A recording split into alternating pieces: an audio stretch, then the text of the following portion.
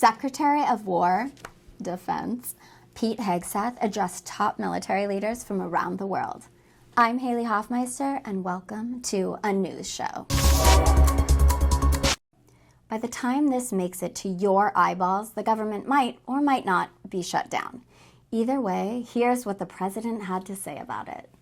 We have $17 trillion being invested, so the last person that wants to shut down is us. Now, with that being said, we can do things during the shutdown that are irreversible, that are bad for them and irreversible by them, like cutting vast numbers of people out, cutting things that they like, cutting programs that they like.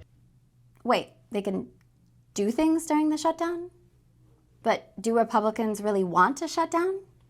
In the House chambers, all Democrats, notably missing right here, all Republicans. No Republicans showed up to the House of Representatives on the day before a government shutdown. Looks like the Democrats showed up to work and the Republicans had to call in because they were a little bit sick. Man, they really will do anything not to release the Epstein files. In other news, Russia is warning of military escalation if the U.S. gives Tomahawk missiles to Ukraine. Tomahawks are long-range, high-precision weapons. They go deep. Apparently, Russia's more of a just the tip kind of guy. A California woman who was violently arrested by sheriff's deputies in 2020 just won $17 million in a settlement against the county. And that, kids, is what we call a municipal oopsie. For reference, George Floyd's family got $27 million. So, moral of the story, if you're on the brink of death, it's $17 million, but full death, $10 million more. And finally, Illinois Governor J.B. Pritzker says the Trump administration has asked the Pentagon to send 100 troops into Chicago. Look, I used to live in New York. If you're sending troops to Chicago, make them Knicks fans. They know how to suffer. But seriously, even the Pentagon was like, do you mean Chicago, Illinois, or Chicago, Afghanistan? So far, the mission is unclear, but the orders were reportedly written in Sharpie on the back of a Big Mac wrapper.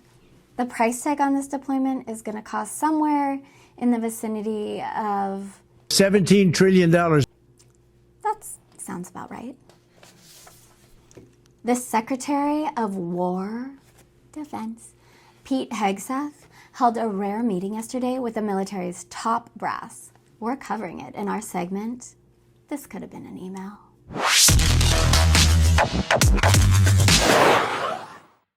You guys, the Secretary of Vicious Violence, Pete Hegseth, held a super serious meeting with U.S. leaders from all over the world. And guess who was there? Generals, admirals, commanders, officers, senior enlisted, NCOs, enlisted, and every member of our American military. Now, before you say how reckless it is to have all the leaders of all the military in one place, it's not like they announced it.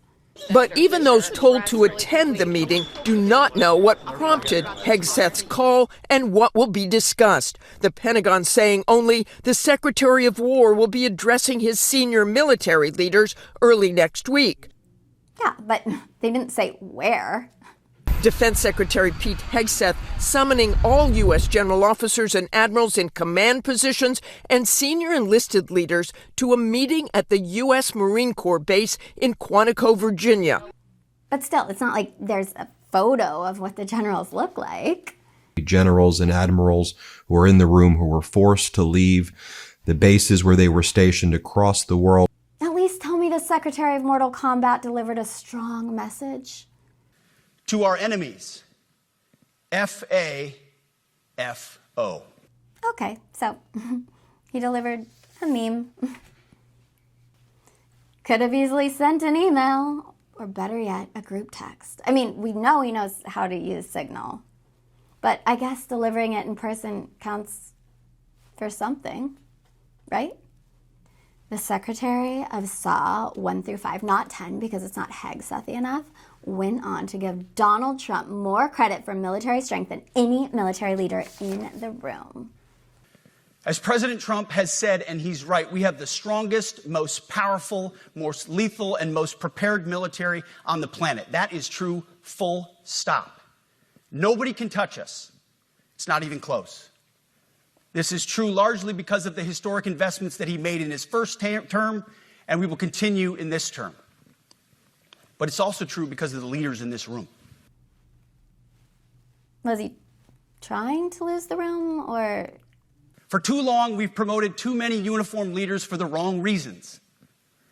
Based on their race, based on gender quotas, based on historic so-called firsts.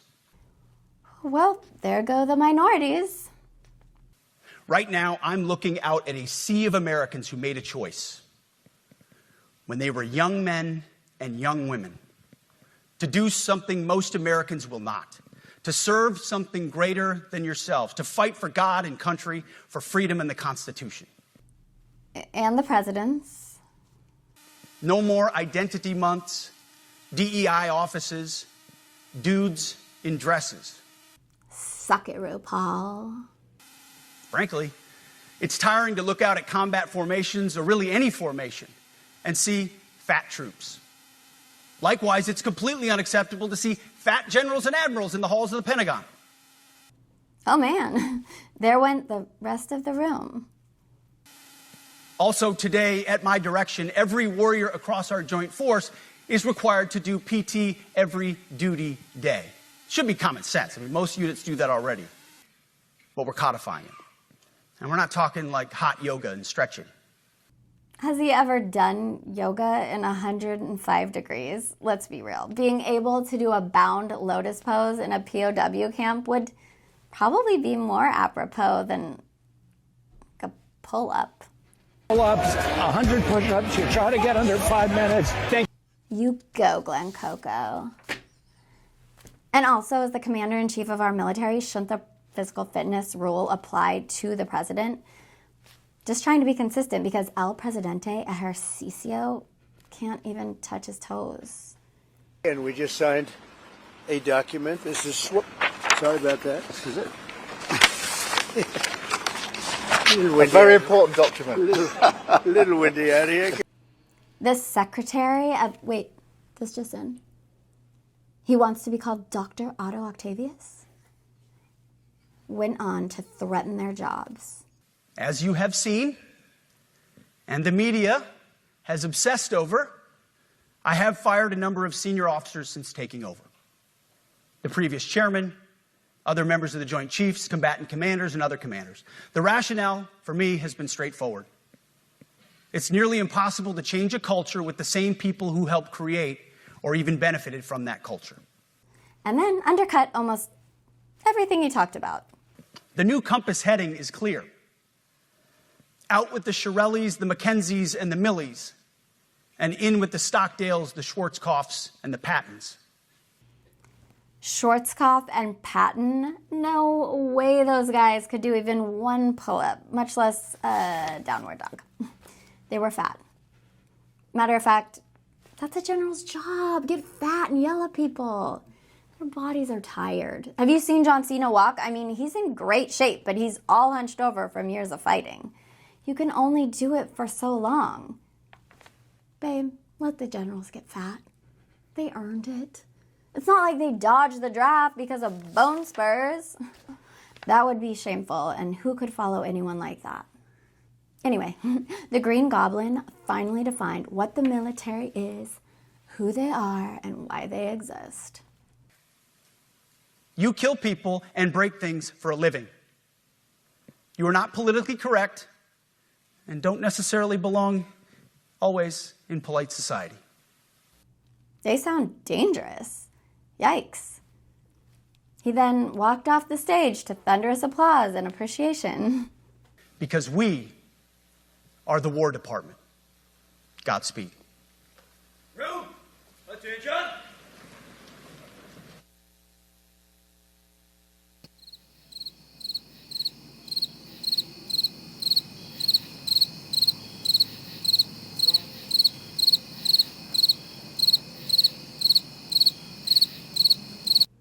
What? Nothing? It's crickets. I guess that's what happens when the intern tells the CEO how to do his job for 45 minutes. But then Donald Trump came on and blew the roof off the place.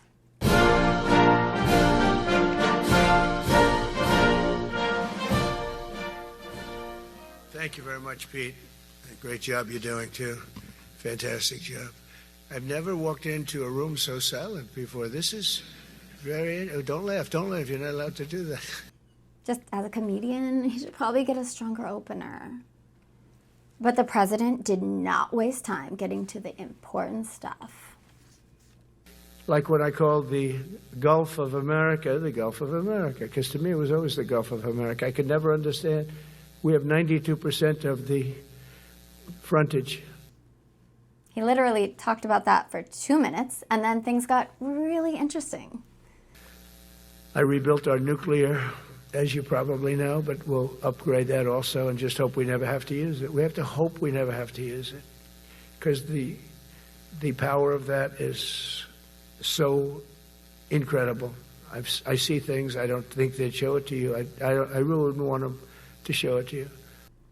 He just told military leaders that he's seen things they never have, that they've never seen the aftermath of weapons of mass destruction. Military leaders. And then he lamented over the N-word. That word, I call it the N-word. There are 2 N-words, and you can't use either of them. You can't use either of them. He seemed really broken up over that, like remembering the good old days of N-word use. But then he throws this gem at us. In our inner cities, which we're going to be talking about, because it's a big part of war now. It's a big part of war. Wait, our inner cities are a big part of war? But he kept going.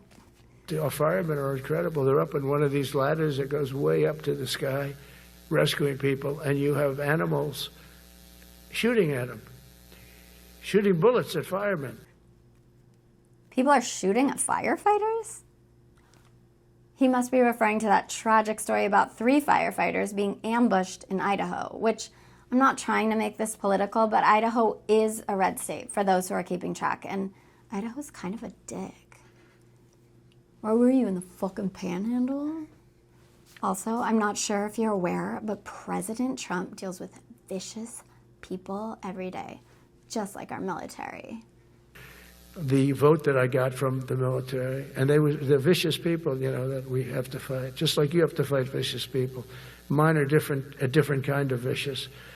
I bet after he said that, everyone in the room just looked at him like, we have different versions of the word vicious. You know, how they say in Idaho, potato, potato, vicious, potato. But then, this is the part of the movie, our lives, where things get really concerning. And watch this entire clip, because despite his rambling, he is going somewhere. The Democrats run most of the cities that are in bad shape. We have many cities in great shape, too, by the way. I want you to know that. But it seems that the ones that are run by the radical left Democrats, what they've done to San Francisco, Chicago, New York, Los Angeles, they're very unsafe places. And we're going to straighten them out one by one. And this is going to be a major part for some of the people in this room. That's a war, too. It's a war from within. Controlling the physical territory of our border is essential to national security. We can't let these people in. We had no people enter in the last 4 months. 0. Even I can't believe that. We had millions coming in, pouring in. 25 million all told. And of those 25 million, many of them should never be in our country. They would take their worst people and their people from prisons and jail, and they'd put them in a caravan and they'd walk up. CNN was interviewing one person. Oh, why are you coming? I want freedom. Good. Were you in jail? Yes. For what? Murder. He said, you had to see this anchor, a young woman. She's like, I couldn't believe it. She'll probably lose her job. But because the left doesn't want to hear that. But we're running it based on common sense and based on love of our country. But I want to salute every service member who has helped us carry out this critical mission. It's really a very important mission. And I told Pete, we should use some of these dangerous cities as training grounds for our military, National Guard, but military. That's scary. I mean, if he's actually going to use American cities as training grounds for our military, and J. Jonah Jameson is in charge of it, who can we count on to protect us? Generals, admirals, commanders, officers, senior enlisted, NCOs, enlisted, and every member of our American military. At least those who uphold their oath of enlistment to protect us. Thanks for watching. Make sure to like and subscribe. I'm Haley Hoffmeister, and now we leave you with our mic drop moment.